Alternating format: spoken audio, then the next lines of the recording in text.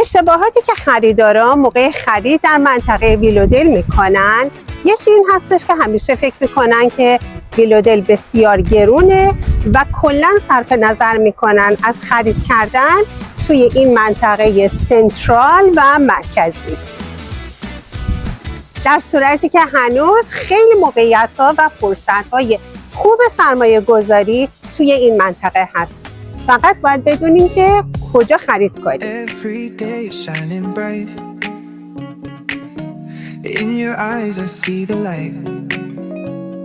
همه میخوان تو ویلودل ایست خریداری کنن.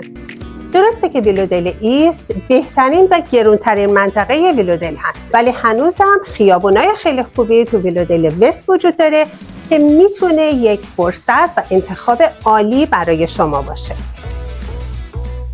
در واقع خریدار باهوش به کد پستی محل نگاه نمی‌کنه، بلکه خیابون به خیابون آنالیز میکنه.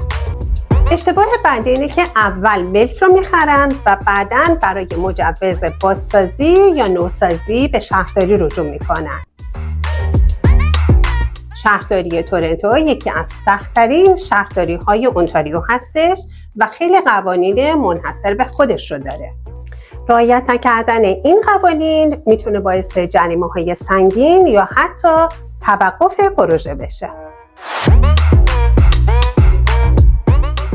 اگر میخواید در مورد هر خیابونی اطلاعات بیشتری داشته باشید و ببینید که کدومش به بودجه شما نزدیکتر هستش، میتونید با اطلاعات من که در کپشن هست تماس بگیرید.